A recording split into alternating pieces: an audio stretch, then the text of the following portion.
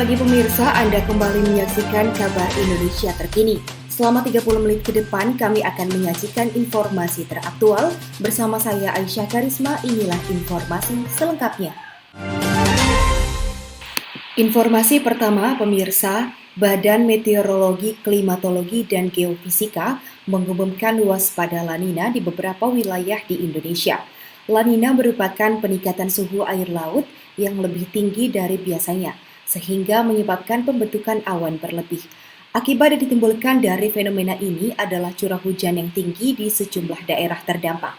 Berikut laporan langsung terkait waspada La Nina di Indonesia. Dari reporter kami Zaki di Bengkulu, Elisa di Yogyakarta, dan Salsa di Surabaya. Silahkan laporan Anda, Zaki. Baik, terima kasih Aisyah. Ya pemirsa, saat ini saya sudah berada di Kecamatan Tanjung Jaya, Kota Bengkulu, yang menjadi salah satu wilayah terdampak dari banjir. Banjir ini sendiri terjadi akibat peningkatan curah hujan yang terjadi yang melanda Bengkulu akhir-akhir ini. BMKG bersama dengan pemerintah Provinsi Bengkulu sebelumnya telah mengeluarkan peringatan kepada masyarakat akan terjadinya hujan dengan intensitas yang cukup tinggi disertai dengan angin kencang dan petir. Peningkatan ini sendiri terjadi akibat fenomena La Nina yang terjadi di Samudra Pasifik hingga menyebabkan anomali cuaca di beberapa wilayah di Indonesia. Kepala BMKG Bengkulu Dwi Korita Karnawati mengungkapkan, dampak dari fenomena La Nina ini sendiri meningkatkan curah hujan yang terjadi di Bengkulu. Selain itu, dampak lain yang perlu diwaspadai adalah terjadinya tanah longsor di beberapa wilayah di Bengkulu. Oleh karena itu, masyarakat dihimbau untuk mempersiapkan diri apabila terjadinya banjir dan mengantisipasi terjadinya tanah longsor bagi mereka yang tinggal di lereng perbukitan ataupun areal perbukitan. Demikian laporan yang dapat saya sampaikan. Muhammad Zaki Makarim melaporkan dari Bengkulu. Selanjutnya rekan saya Elizabeth akan melaporkan langsung dari Yogyakarta. Ya, terima kasih Zaki. Baik pemirsa, saat ini saya sedang berada di bantaran Kali Code, lokasi di mana rawan terjadi banjir ketika curah hujan sedang tinggi. Seperti diketahui, pada 17 Oktober lalu, Presiden Joko Widodo baru saja memberikan himbauan terkait dampak fenomena La Nina yang dapat meningkatkan bencana hidrometeorologi seperti hujan, tanah longsor, dan juga banjir.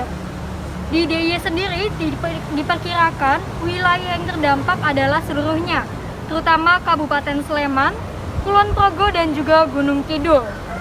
Kemudian untuk meneruskan himbauan Presiden, Bupati Sleman Sri Purnomo telah melakukan koordinasi kepada organisasi perangkat daerah atau ODP terkait seperti Dinas Pekerjaan Umum, Perumahan dan juga Kawasan Permukiman atau DPU-PKP untuk membersihkan lahan-lahan parit dan juga menginventaris pohon-pohon yang rawan tumbang oleh Dinas Lingkungan Hidup atau DLH.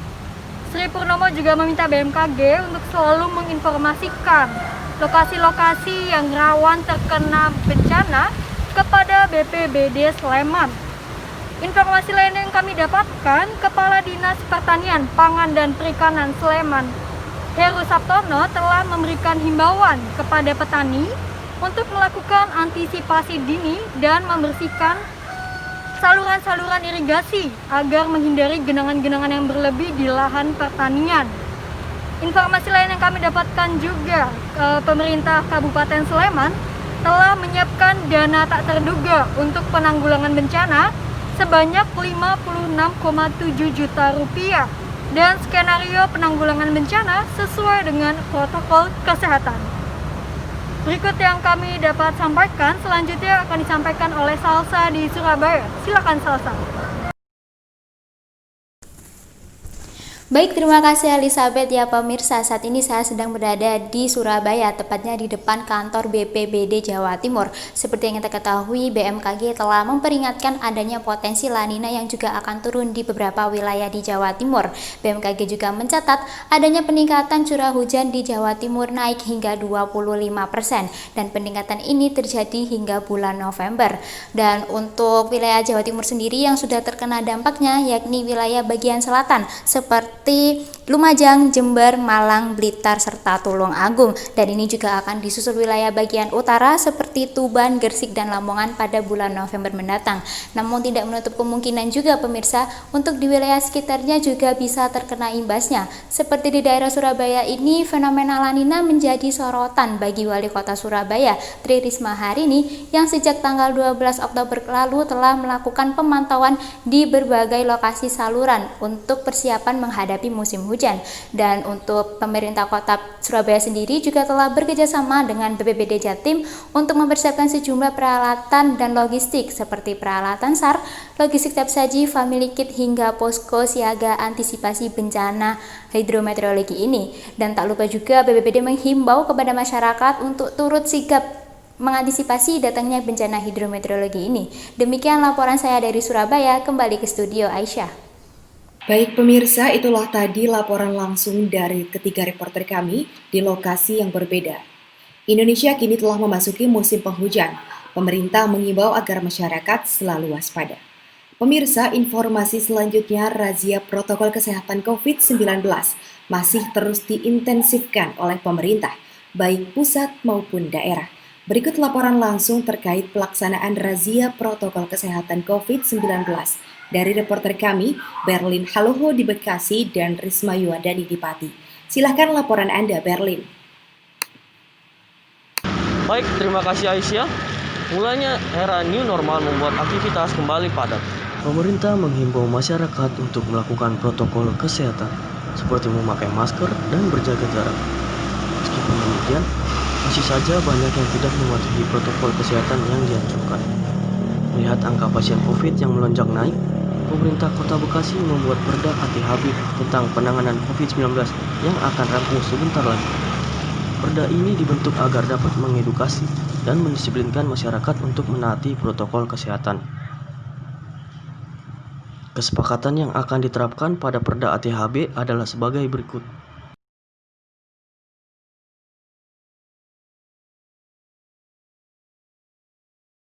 Baik, itu saja dari saya Berlin Haloho. Berikutnya ada dari rekan saya Risma. Ya, silakan Risma. Baik, terima kasih Berlin dan juga Aisyah. Pemirsa, operasi justisi yang digelar oleh aparat gabungan Satpol PP Pati selama 1 bulan lebih belum menuai hasil yang maksimal. Hingga saat ini Pati masih menjadi zona merah penyebaran. Dan menurut Kabid Tribun Tramas Satpol PP Pati Udi Harsita mengungkapkan, rendahnya kesadaran masyarakat menjadi penyebab utamanya. Karena sejak 14 September lalu dikeluarkannya Pergub Pati tentang penerapan jam malam dan juga penertiban penggunaan masker, hingga kini masih ditemui masyarakat yang melanggar. Dan nantinya operasi justisi ini akan digelar lebih intensif, yaitu selama 3 kali dalam sehari, pagi, siang, dan juga malam hari. Nantinya masyarakat yang melanggar juga akan dikenakan sanksi berupa sanksi sosial, yaitu menyapu jalan, atau memilih sanksi administratif, yaitu membayar denda sebesar Rp100.000 untuk masyarakat umum, Rp300.000 untuk ASN, dan juga Rp1.000.000 untuk pelaku usaha. Dan demikian informasi yang dapat saya sampaikan. Aisyah, kembali di studio.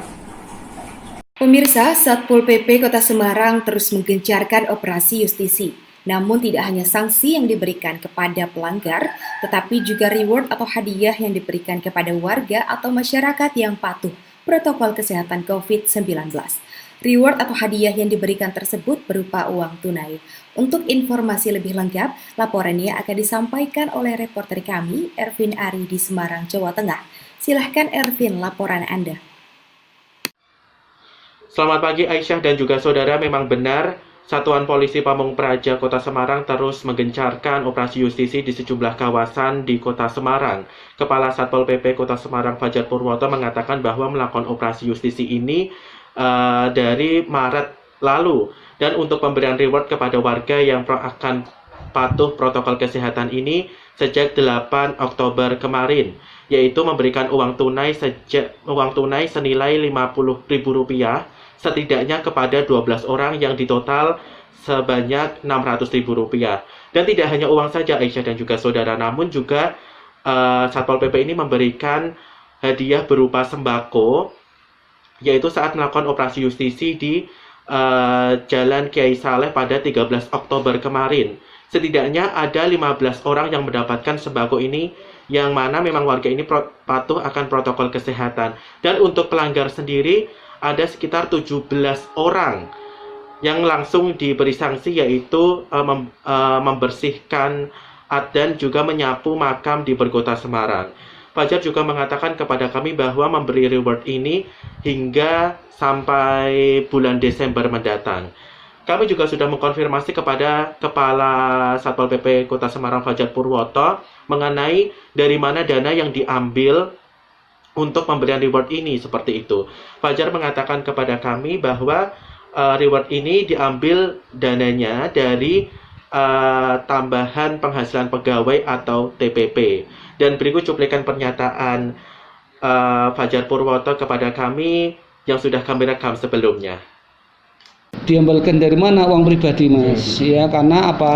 Saya bersyukur ya di Kota Semarang ini TPP tidak dipotong. Ya, TPP kami di Kota Semarang kan sudah termasuk tinggi dibanding provinsi, sehingga kami sisihkan rezeki ini untuk sebagai tanda terima kasih kepada orang-orang yang sudah sadar pakai masker. Fajar juga memastikan bahwa tidak ada kepentingan terkait apapun karena memang ini adalah inisiatif sendiri dan guna untuk mensterilkan protokol kesehatan agar warga juga patuh akan prokes ini seperti menggunakan masker seperti itu. Dan demikian laporan saya, kembali ke Anda Aisyah di studio. Pemirsa, jelang Piala U20, pemerintah Provinsi Sumatera Selatan telah mempersiapkan Stadion Gelora Sriwijaya Kota Palembang. Persiapan dilakukan untuk menyambut tim verifikator FIFA di Palembang bulan November mendatang. Berikut laporan langsung dari reporter Lea di Stadion Gelora Sriwijaya hari ini. Silahkan Lea, laporan Anda.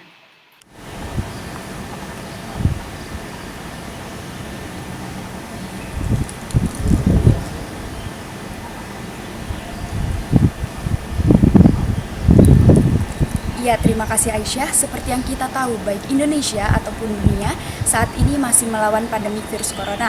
Namun demikian, hal tersebut tidak menghalangi pemerintah Provinsi Sumatera Selatan untuk terus membenahi Stadion Gelora Sriwijaya Jakabaring jelang Piala Dunia U20 yang akan dilaksanakan pada tahun 2021 mendatang. Seperti yang terlihat, saat ini saya sedang berada di kawasan Jakabaring Sport City guna memantau sudah sejauh apa persiapan dari pihak Provinsi Sumatera Selatan sendiri. Sejauh pantauan kami, saat ini persiapan telah mencapai 75% setelah pekerjaannya dikebut sejak Juli 2020 lalu. Direktur PT Jakabaring Sport City, Bambang Supriyanto mengatakan pihaknya menargetkan perbaikan tuntas pada awal November 2020 untuk menyongsong kedatangan tim verifikator FIFA ke Kota Palembang pada bulan November 2020 mendatang. Untuk Piala Dunia U20 sendiri akan dilaksanakan pada bulan Mei hingga Juni 2021 mendatang, begitu Aisyah. Oke, Lea, untuk perbaikan yang sudah dilakukan oleh pemerintah, selain rumput stadion yang sudah memasuki tahap penyelesaian, apa lagi selain itu, Lea? Ya Aisyah, selain perbaikan lapangan rumput, pembenahan juga dilakukan untuk kursi penonton, kursi pemain cadangan, dan beberapa fasilitas pendukung lainnya sesuai dengan rekomendasi tim teknis dari PSSI. Bagaimana dengan persiapan dari pengelola stadion, Lea? Karena kita tahu bahwa nanti pasti akan ramai, dan bagaimana persiapan terkait protokol kesehatan COVID-19 yang ada di sana, Lea? Baik Aisyah dan juga saudara, terkait penerapan protokol kesehatan yang akan dilaksanakan, belum ada keterangan resmi baik dari pihak pemerintah Provinsi Sumatera Selatan ataupun dari pihak PSSI. Hanya saja memang untuk persiapannya akan sangat matang mengingat Piala Dunia merupakan salah satu ajang sepak bola terbesar di dunia dan akan dilaksanakan dalam waktu dekat, gitu Aisyah.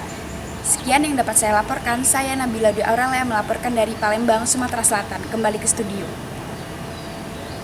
Pemirsa, informasi terakhir hari ini, Vian akan mengajak saya dan tentunya juga pemirsa di rumah untuk mencicipi kuliner khas Kediri yang sedang viral belakangan ini.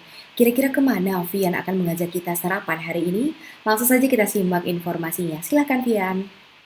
Hai pemirsa dan juga Aisyah, pagi ini saya akan mengajak Anda ke salah satu warung pecel unik di kota Kediri.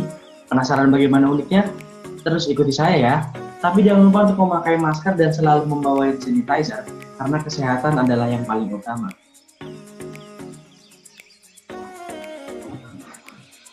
Warung ini berlokasi di Jalan Beringin, Desa Wonosari, Kecamatan Gurah, Kediri.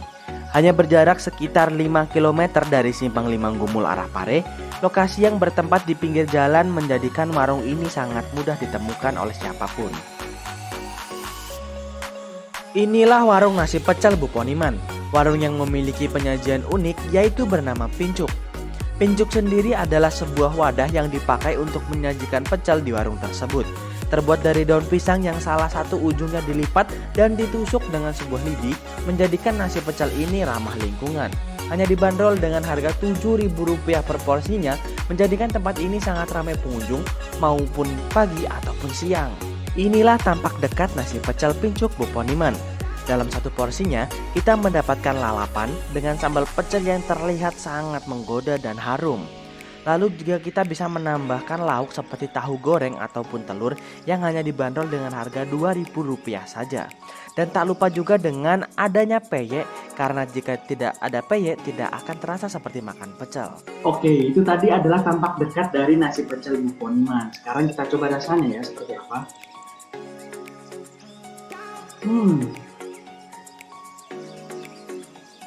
Rasa sambal pecelnya yang wangi itu membuat pecel ini sangat spesial. Lalu dipadukan dengan nasi yang hangat membuat sarapan Anda akan lebih nikmat. Apalagi jika dipadukan dengan teh atau kopi panas. Dari Kediri, Alfiana Salvi melaporkan. Tidak terasa 30 menit sudah saya menemani pemirsa di rumah dalam program Kabar Indonesia Terkini. Saatnya saya, Aisyah Karisma, dan seluruh kru yang bertugas pamit undur diri dari hadapan Anda. Jangan lupa jaga kesehatan dan tetap patuhi protokol kesehatan COVID-19. Terima kasih dan sampai jumpa.